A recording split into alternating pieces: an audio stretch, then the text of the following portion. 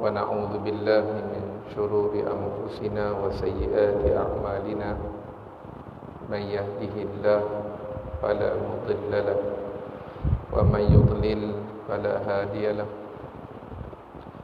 أشهد أن لا إله إلا الله وحده لا شريك له وأشهد أن محمدا عبده ورسوله اللهم صل وسلم وبارك على سيدنا محمد وعلى آله وأصحابه والتابعين وتابع التابعين والتابعين لهم بإحسان إلى يوم الدين سبحانك لا علم لنا إلا ما علمتنا إنك أنت العليم الحكيم رب اشرح لي صدري ويسر لي أمري واحلل عقدة من لساني يفقه قولي ولا حول ولا قوة إلا بالله العلي العظيم أما بعد Sahibul Fadilah, Tuan Imam yang dihormati, Tuan Nazir, pengerusi Masjid Al-Azhar, Ahli Kuasa Masjid, tuan-tuan guru, para asatizah, tuan-tuan haji, puan-puan hajjah, muslimin, muslimat yang dirahmati Allah Ta'ala sekalian. Alhamdulillah, sekali lagi kita merafakkan setinggi-tinggi kesyukuran pada Allah Subhanahu wa Ta'ala yang masih memberikan kita kesempatan dan peluang untuk kita teruskan kehidupan kita ini, walaupun setiap waktu, setiap saat, setiap hari kita mendengar berita demi berita tentang kematian demi kematian. Namun hakikatnya kita masih lagi Allah selamatkan daripada kematian itu hinggalah ke saat ini, dan kita tidak pasti apakah malam ini kita akan masih terus diberi kesempatan oleh Allah Ta'ala. Begitu juga hari-hari yang seterusnya. Justru kesempatan yang Allah berikan ini, usia yang berbaki ini, mari sama-sama kita manfaatkan. Pertama, untuk kita memperbanyakkan istighfar dan taubat kepada Allah Ta'ala. Allah masih lagi beri kita peluang untuk kita kembali menyesali di atas kesalahan dan kesilapan yang kita buat. Yang kedua, saki-baki usia ini kita manfaatkan untuk kita memperbanyakkan amal soleh, kerana yang itulah yang paling berharga yang akan kita bawa bertemu Allah Ta'ala. Yang lain ni kita akan tinggal. Masa kita hidup ni, kawan-kawan kita lah yang paling berharga di alam kampus ni. Asal kawan ajak saja kita ikut. Seolah-olah nanti kita mati, kawan tu akan turut bersekali dengan kita, membantu kita. Hakikatnya, kawan yang kita nampak rapat dengan kita itu, kawan itu kita akan tinggalkan. Dan kawan kita yang sebenar adalah amal soleh yang kita buat.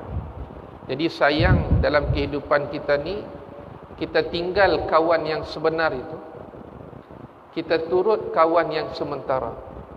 Kawan-kawan kita ni lah. Yang ketiga, kita manfaatkan saki-baki usia ini untuk kita memperbaiki kekurangan dan kelemahan. Alhamdulillah, kita datang kelas pengajian dengan niat untuk kita belajar dan kita beramal memperbaiki kekurangan dan kelemahan yang ada. Mudah-mudahan segala amalan yang kita lakukan ini, kita berdoa dan berharap agar diterima oleh Allah Ta'ala. Hanya amalan yang Allah terima sahajalah yang akan dapat membantu kita seawal kita berada di alam barzakh, alam kubur, Hanya amalan yang Allah terima sahajalah yang akan dapat memberatkan timbangan kebaikan di atas mizan pada hari akhirat. Dan hanya amalan yang Allah terima sahajalah yang akan menjadi sebab di sisi Allah untuk kita mendapat rahmat dan keampunan daripada Allah, yang akhirnya nanti sama-sama kita menjadi penghuni syurga Allah Subhanahu wa ta'ala. Allahumma amin. Anak-anak pelajar yang dirahmati oleh Allah Subhanahu wa ta'ala sekalian, insya-Allah dalam ruang dan kesempatan yang ada pada malam ini, kita akan berbicara berkaitan tajuk Al-Asma'ul Husna, nama-nama Allah yang indah, yang baik, yang sempurna. Ini rentetan sebenarnya kuliah kedua. Dulu kuliah pertama kita bincang ma'rifatullah, kenal Allah. Nak kenal Allah ada dua jalan, dua cara. Kenal Allah ni pilihan ke? Bukan pilihan, wajib. Kena ada usaha kita untuk kenal Allah. Pelik kalau kita sembah Allah, kita taat Allah dalam keadaan kita tak kenal. Bila tak kenal Allah, tidak datang keagungan dan kebesaran Allah dalam diri kita. Sebagai contoh, kalau anak-anak sekalian tak kenal Tuanku Sultan, tak kenal, kita tak kenal dia. Kebetulan dia duduk sebelah kita, kita tak kenal dia, kita rasa apa-apa tak pada dia? Tak rasa. Kita rasa dia macam orang lain. Tapi bila kita kenal dia Sultan, dia Tuanku Sultan, kita duduk sebelah dia, walaupun barangkali dari sudut fizikal badan kita lebih besar, tapi kita rasa kedil saja. Betul tak? Ya? Kita rasa kita ni nothing lah. Hak sebelah kita ni terlalu. Kenapa rasa macam tu? Sebab kita kenal dia, kita tahu kedudukannya. Maka sebegitulah orang yang sembah Allah, taat Allah, tapi tak kenal. Bagaimana? Orang yang kenal Allah, dia akan rasa keagungan dan kebesaran Allah tu dalam diri dia. Baik. Nak kenal Allah ada dua cara, dua jalan, kata para ulama. Pertama, melalui disebut ayat maqru'ah, tanda-tanda kebesaran Allah atau ayat-ayat Allah yang dibaca. Yang ni apa? Al-Quran, hadis yang menceritakan siapa Allah. Siapakah yang paling layak menceritakan tentang Allah kalau tidak Allah Ta'ala sendiri? Sebab tu kalau kita baca Quran, kita usaha memahami apa yang kita baca, kita akan kenal Allah Ta'ala. Apa sahaja cerita dalam Al-Quran itu sebenarnya akan menceritakan siapa Allah. Baik. Termasuklah dalam Al-Quran dan hadis ni adalah Al-Asma' Al-Husna. Jalan yang kedua nak kenal Allah, dia panggil ayat masyhudah, yakni tanda-tanda kebesaran Allah yang dilihat. Maknanya apa? Makhluk. Kita kalau boleh ambil sedikit masa, tengok ciptaan Allah, cuba renung, cuba sampaikan hakikat penciptaan itu kepada pencipta, kita akan kenal Allah. Kalau sekadar kita tengok dengan mata kasar kita ini, tak sampai pada Allah. Contoh, kita tengok tumbuh-tumbuhan. Kalau sekadar dengan mata kasar kita, kita akan tengok, kita kata apa? Oh, pokok ni warna hijau, cantik, corak daun dia berbeza-beza. Ni pokok jenis apa? Habis, titik. Adakah meningkatkan keimanan? Tak ada. Dia sekadar mendapatkan fakta, ilmu. Tapi bila kita pandang dengan mata hati, ini peranan qalb, hati, yang nak bawa kita ikat dengan Allah Ta'ala. Tengok pokok ni, Masya Allah, dengan keindahannya, dengan pelbagai coraknya, tidak menjemu, merenungkan bagaimana pokok yang rantingnya tidak manis, daunnya pahit, tiba-tiba keluar buah yang manis?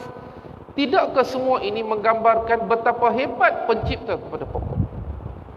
Maka baru akan memberi kesan kepada keimanan. Ini kita melihat dengan pandangan hati, bukan sekadar melihat dengan mata kasar kita ini.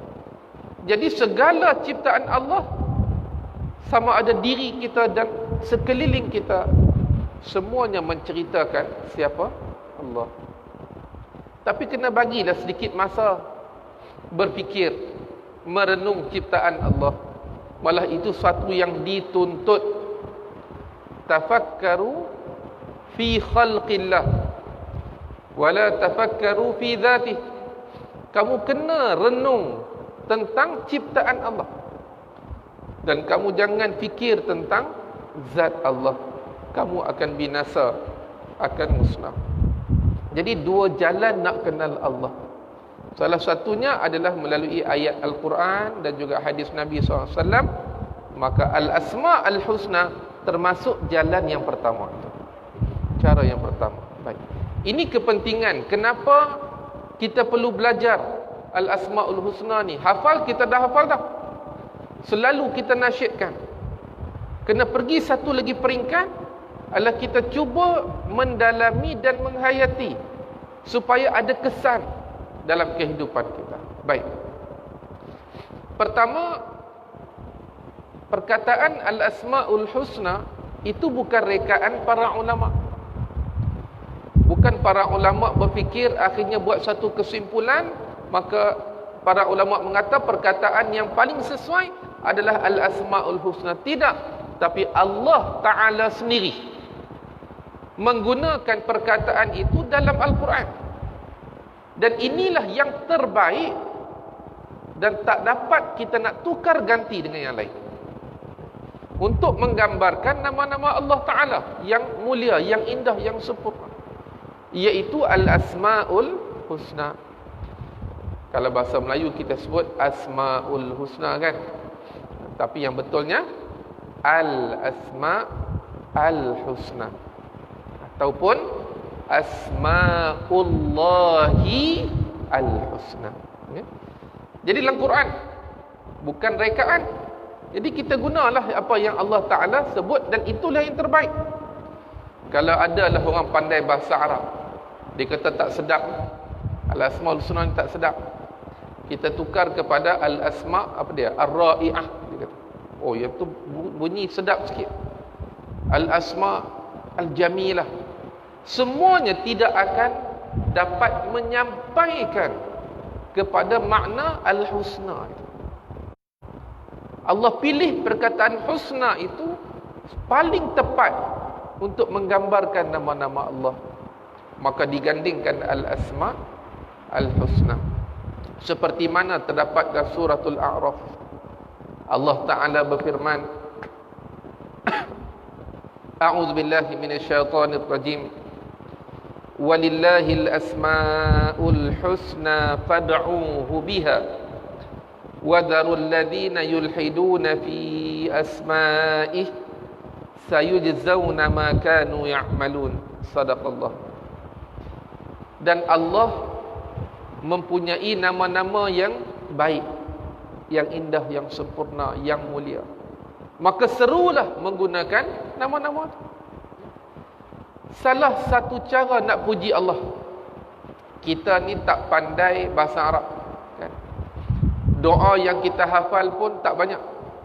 Para ulama dahulu, mereka apa kita panggil, mereka memuji Allah dengan pelbagai pujian sesuai dengan kemahiran dan kepakaran mereka untuk mengarang bait-bait yang indah nak puji Allah. Puji Allah tu satu keperluan sebelum kita nak berdoa.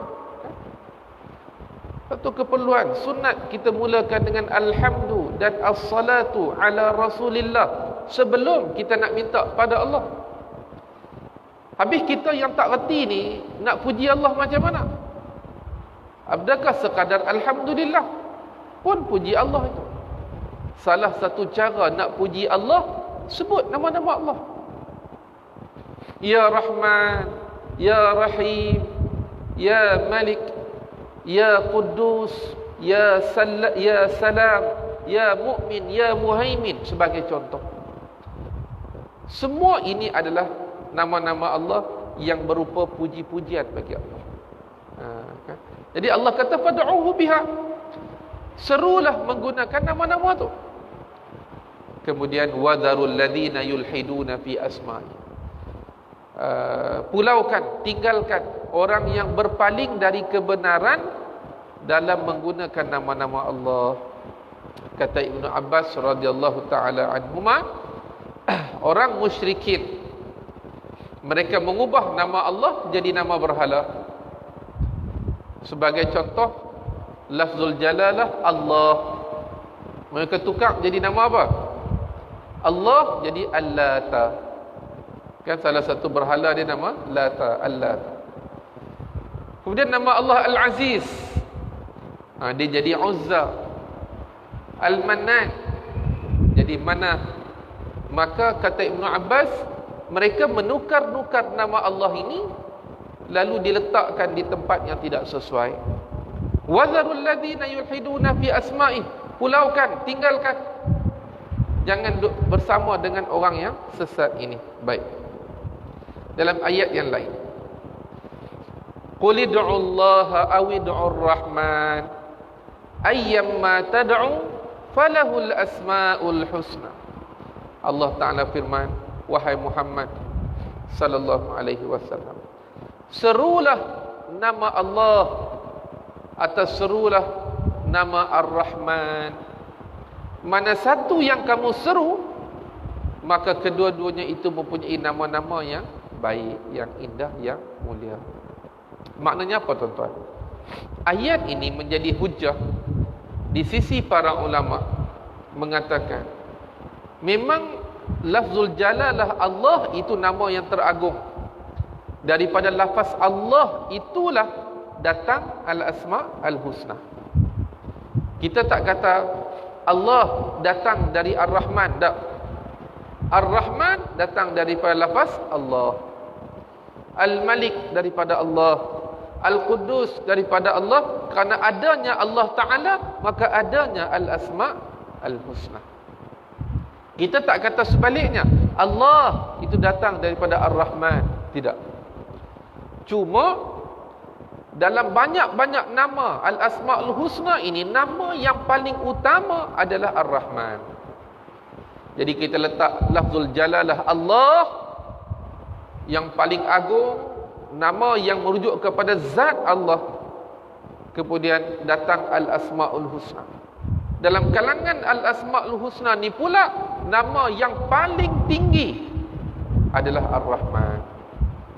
Kerana daripada Ar-Rahman ini datang pula nama-nama Allah yang lain. Nama Allah ni banyak kan? Ada nama yang nampak ketegasan. Al-Qahhar, Al-Jabbar, Al-Muntaqim. Nama-nama yang menggerunkan. Tapi nama-nama ini semua tidak terkeluar daripada sifat Allah Ar-Rahman. Sebab tu Allah sebut, mana satu yang kamu seru, sama ada yang kamu seru tu lafaz Allah atau yang kamu seru tu lafaz Ar-Rahman, kedua-duanya tu mempunyai Al-Asma'ul Husna. Maknanya kita nak kenal Allah tu siapa? Allah itu Ar-Rahman. Jadi kita kenalkan orang siapa Allah? Allah adalah Ar-Rahman Ar-Rahim. Bismillahirrahmanirrahim. Supaya orang nampak nama-nama Allah yang lain tidak terkeluar daripada sifat Rahman, teramat penyayang dan rahmatnya Allah Ta'ala itu. Baik.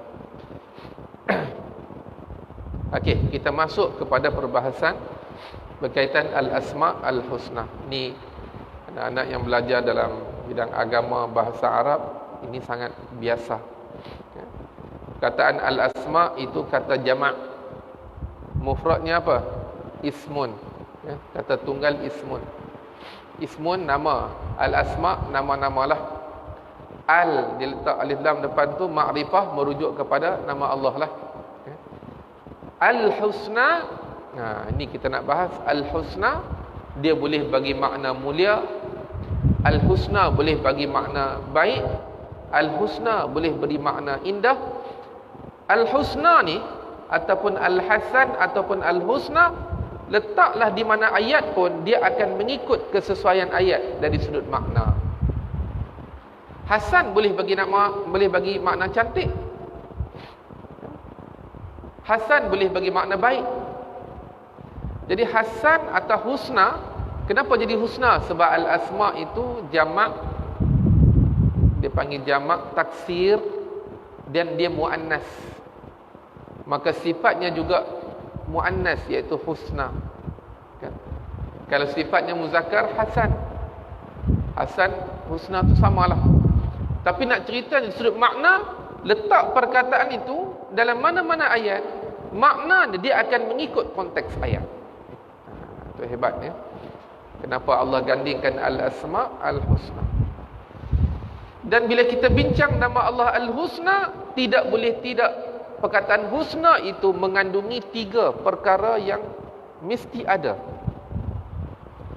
Kalau kita gagal untuk memperlihatkan 3 perkara dalam perkataan husna, berarti kita gagal untuk memperkenalkan nama-nama Allah. Ni sebab tu anak sekalian, kita nak faham nama Allah ni tidak semudah kita beli satu jadual kad, dia tulis nama terjemahan, nama terjemahan. Tak. Kita akan jumpa beberapa nama Allah dengan terjemahan yang sama, sedangkan nama Allah berbeza. Kan kaedah Arab menyebut ziyadatul mabna tadullu ala ziyadatil ma'na. Itu bahasa Arab kan. Ziyadatul mabna, kalau perkataan fi'il yang sama, kemudian kita tambah satu huruf pada fi'il itu, daripada fa'ala jadi af'ala, tadullu ala ziyadatil ma'na, dia akan menunjukkan kepada perubahan makna. Itu perkataan sama, ini kan perkataan berbeza, maka dia ada makna tersendiri. Kita tak dapat makna tu kalau sekadar kita melihat jadual terjemahan al-asma'ul husna. Kena mengaji nama tersebut. Jadi bila kita sebut al-husna, mesti mengandungi 3 perkara ini. Pertama, al-jalal, keagungan. Mesti bila cerita nama Allah, kena nampakkan, rasakan keagungan nama Allah. Jangan sampai bila kita cerita nama Allah, orang rasa biasa je, tak nampak apa-apa pun. Serupa kita cerita macam nama-nama makhluk je.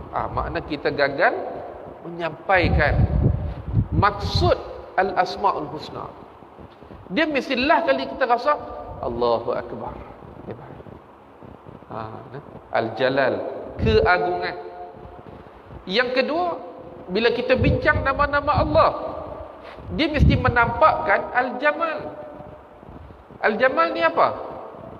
Keindahan. Indah pada nama tu. Tidak ada nama seindah nama Allah Ta'ala.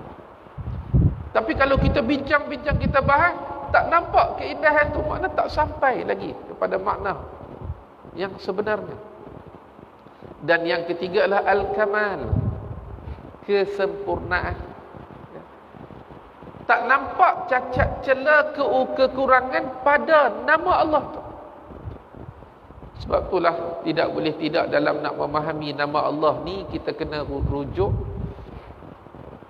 sumber yang muktabar, ulama yang menguasai bukan sekadar ilmu agama, tapi ilmu bahasa.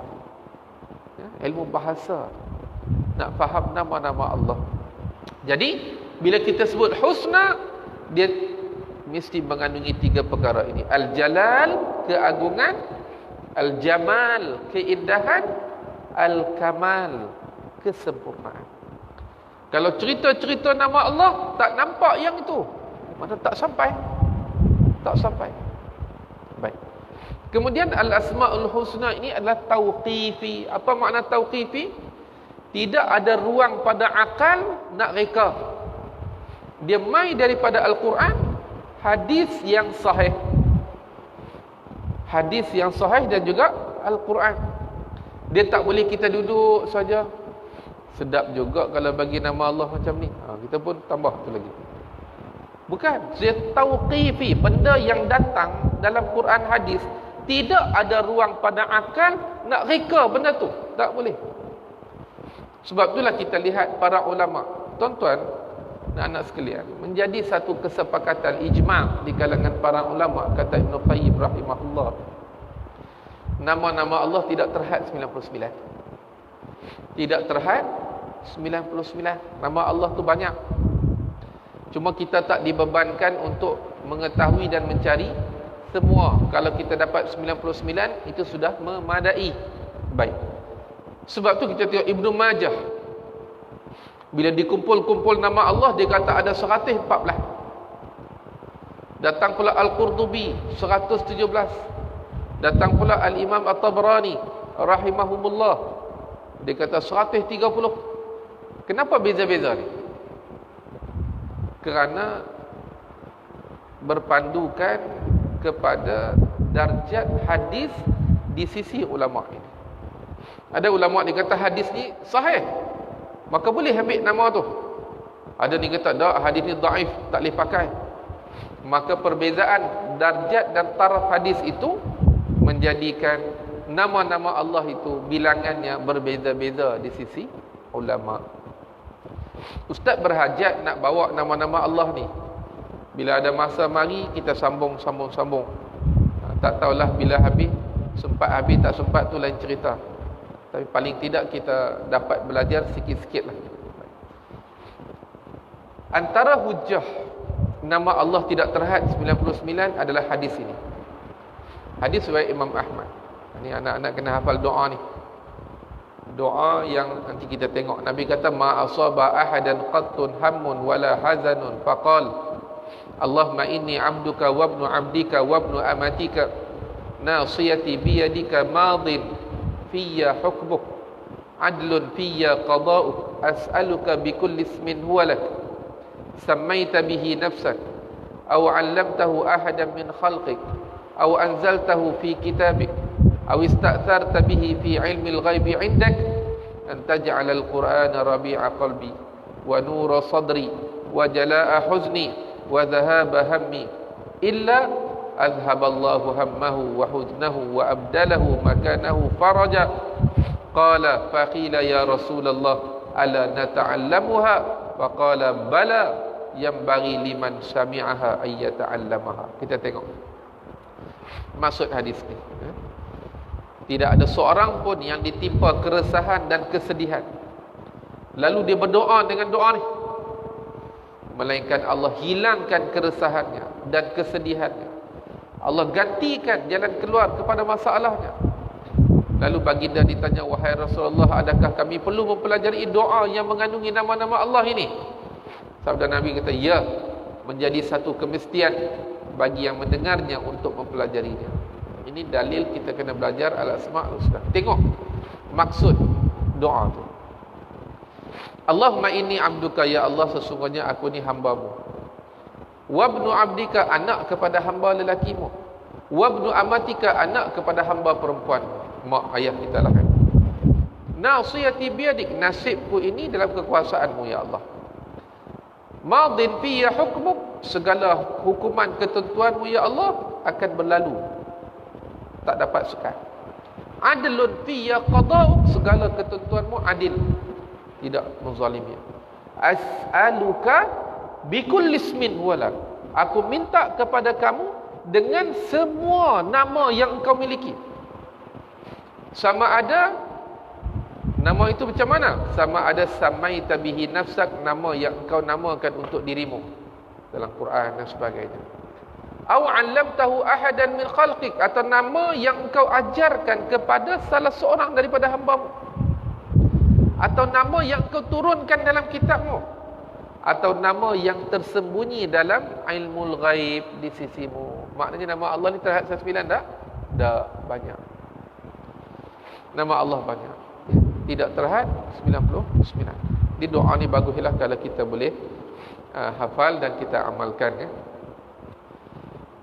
Begitu juga sabda Nabi SAW, inna lillahi tis'atan wa tis'ina isman mi'atan illa wahida man ahsaha dakhalal jannah innahu witrun yuhibbul witra. Sesungguhnya bagi Allah Ta'ala 99 nama, 100 kecuali 1. Nabi buat kaedah formula matematik, 100 tolak 1, 99 lah. Sesiapa yang ahsaha ni bukan takat apai. Ahsaha kata Imam An-Nawawi rahimahullah, orang yang beramal, maka dakhalal jannah, masuk syurga. Sesungguhnya Allah itu tunggal, witr. Yuhibbul witra, suka kepada bilangan yang tunggal, yang ganjil. Baik, hadis ni kata Imam Ibn Qayyim rahimahullah, bukanlah hujah nama Allah hanya ada 99.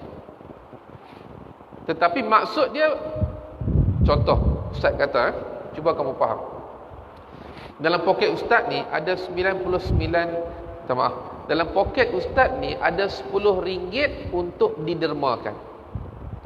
Dalam poket Ustaz ada 10 ringgit untuk didermakan. Adakah bermaksud dalam poket Ustaz ni hanya ada 10 ringgit? Tak kan? Banyak, lebih. Cuma yang 10 ringgit tu yang nak derma. Maka begitulah nama Allah Ta'ala yang 99 itu bukan maksud dia mahsur, bukan terhad, tapi ia keringanan kepada kita, tak dibebankan mencari semua. Kalau dapat 99 sudah memadai. Nama Allah tu lebih daripada itu. Baik, nama-nama Allah boleh dibahagikan kepada 4 untuk kita mudah faham. Pertama, Ismuz Zat, nama yang merujuk kepada zat Allah, iaitu apa? Allah, lafzul jalalah Allah. Allah tu nama yang merujuk kepada zat. Sebab tu Ustaz mengajar di 2 tempat, terima soalan yang sama yang pelik. Satu di Ampang, satu di Kanyang. Soalannya begini, dia kata, Ustaz, bila kita kata kita sembah Allah, ada ustaz atau guru yang mengajar kita wajib niat yang kita sembah itu zat Allah.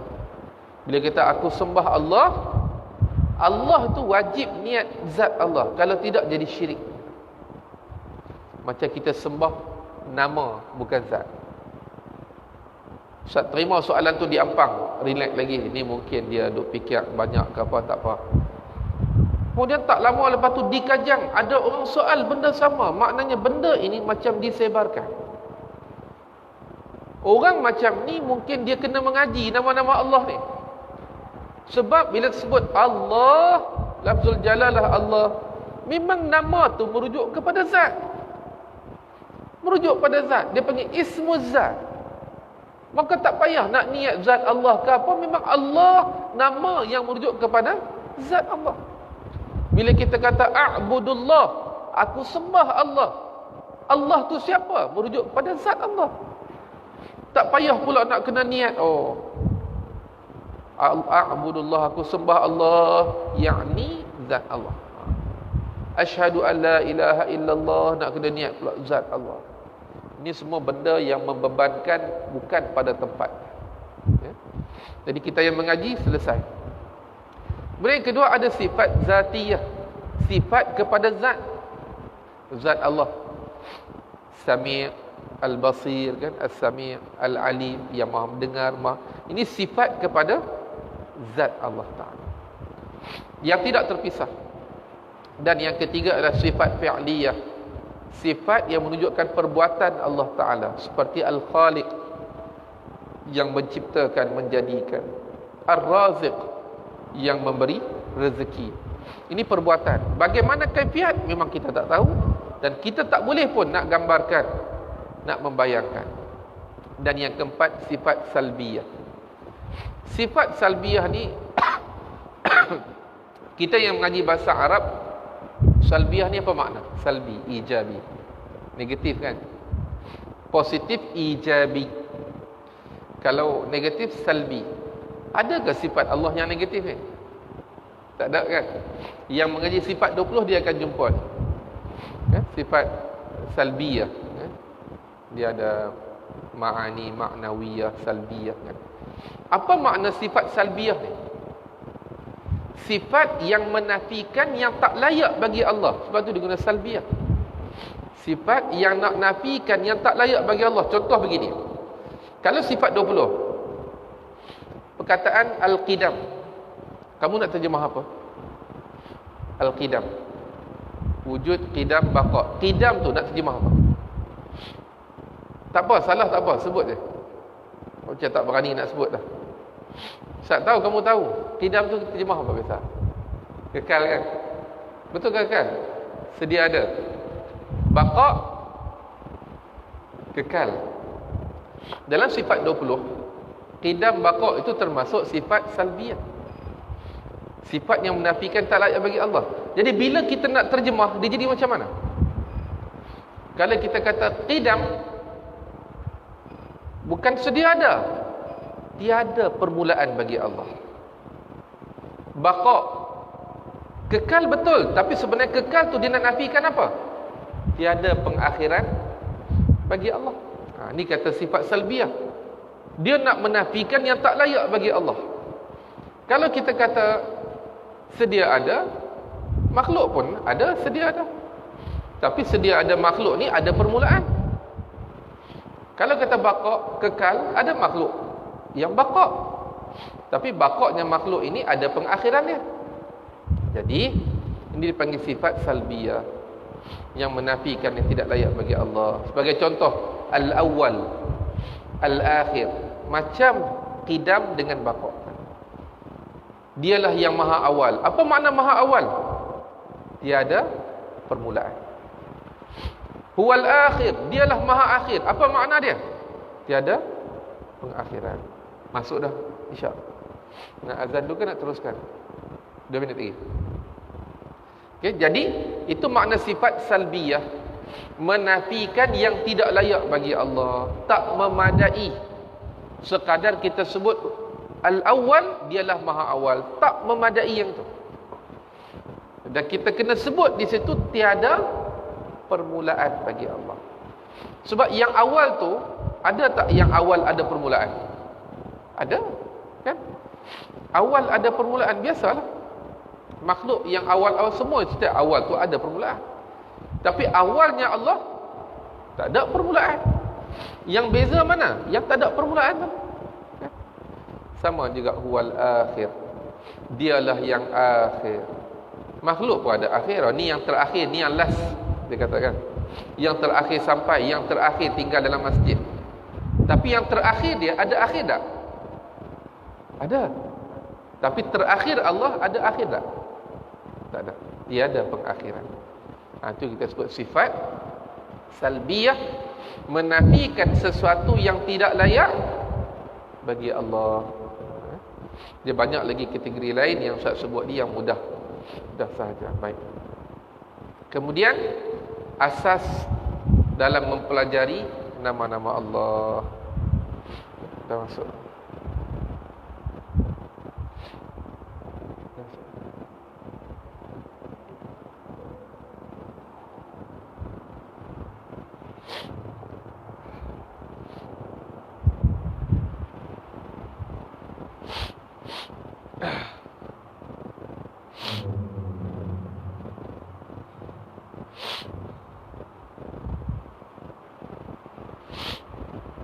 Allah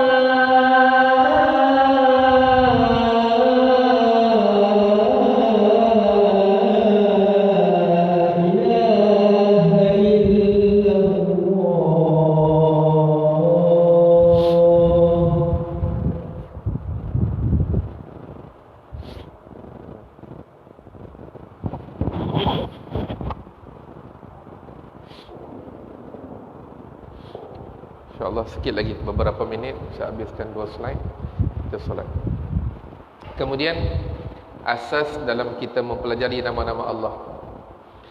Nama Allah ni nak belajar, dia kena ada asas dia, rukun-rukun dia. Jadi kalau tidak, kita boleh tersalah untuk memahami nama-nama Allah. Yang pertama, apapun perbincangan tentang nama-nama Allah, sifat-sifat Allah, maka ianya pasti berbeza dengan makhluk. Jangan ada terlintah persamaan. Jangan ada terlintah persamaan. Karena Allah Ta'ala menyatakan laisa kamitslihi syai' wa huwas samiul basir. Tiada sesuatu pun yang menyerupai Allah Ta'ala. Dan dia, yakni Allah, Maha mendengar lagi Maha melihat. Yang kedua, dilarang berfikir tentang zat Allah dan kaifiat sifat-sifat Allah. Memang kita tak akan mampu. Jangan cuba duk bayanglah Allah ini menciptakan macam mana Allah ciptakan, cara Allah ciptakan, memang kita tak tahu. Cuma kita yakin Allah itu menciptakan, Allah memberi rezeki. Tak boleh, tak termampu kita nak menggambarkan kaifiat sifat Allah, dan tak boleh pun. Tafakkaru fi ala'illah wa la tafakkaru fi dhatillah. Fikirlah tentang ciptaan Allah, jangan fikir tentang zat Allah, dan juga termasuklah sifat-sifat Allah. Saya kalau nak gambarkan memang tak mampu, tak boleh bayangkan. Kita fikir tentang sifat Allah tak ada masalah, kita hurai-hurai. Tapi nak menggambarkan, itu tak boleh. Yang tanya kaifiat, wallahu a'lam. Yang ketiga, terdapat nama atau sifat Allah yang macam sama dengan makhluk. Sami', As-Sami', Maha mendengar, kan? Kita juga mendengar. Al-Basir, Allah Maha melihat, kita juga melihat. Walaupun sama dari sudut sifat itu, tapi dia tetap berbeza. Dari sudut kaifiat berbeza. Dekat biasa. Dan nama-nama Allah ni tauqifi, yang datang daripada Al-Quran dan hadis, tidak ada akal untuk mereka mencipta. Dan yang terakhir dari kalangan nama-nama Allah ini ada disebut salah tulis Al-Ismul A'zam. Al-Ismul A'zam, nama-nama yang paling agung. Ini berpandukan hadis-hadis yang sahih, antaranya disebut lafaz Allah, lafaz Ar-Rahman Ar-Rahim, lafaz Al-Hayyul Qayyum, lafaz La ilaha illa anta subhanaka inni kuntu minadh zalimin, dan beberapa lagi lafaz yang lain yang merujuk pada Al-Ismul A'zam. Kalau kita berdoa dengan menyebut nama-nama ini, maka Allah Ta'ala akan memperkenankan doa yang kita minta. Nanti insya-Allah, kalau Allah izinkan, bila kita dah habiskan Asmaul Husna, kita akan masuk Al-Ismul A'zam. Apakah nama-nama yang masuk kategori nama yang paling agung? Dia ada hadis-hadis khusus berkaitan dengan ini. Jadi itulah serba sedikit kita panggil sebagai tamhid ataupun pengenalan berkaitan dengan Al-Asmaul Husna. InsyaAllah nanti kalau ada kesempatan di lain waktu, kita akan bincangkan nama Allah yang pertama dan yang paling agung, iaitulah lafaz Allah. Nanti insyaAllah pada kuliah akan datang. Jadi Ustaz bukalah kalau ada sebarang persoalan, pertanyaan tambahan, silakan sekiranya ada.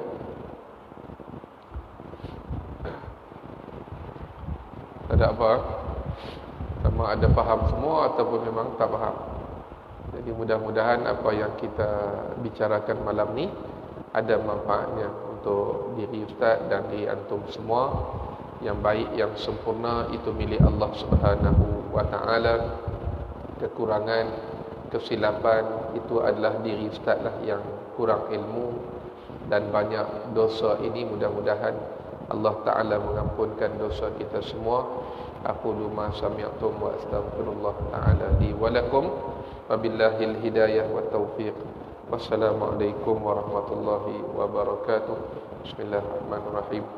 Alhamdulillah wassalatu wassalamu ala Rasulillah wa ala alihi wa sahbihi wa man nasarahu wa wala. Allahumma anfa'na bima 'allamtana wa 'allimna ma yanfa'una. Allahumma zidna 'ilma warzuqna fahma. Sallallahu ala sayyidina Muhammad wa ala alihi wa sahbihi wa sallam. Alhamdulillah. Subhanallah.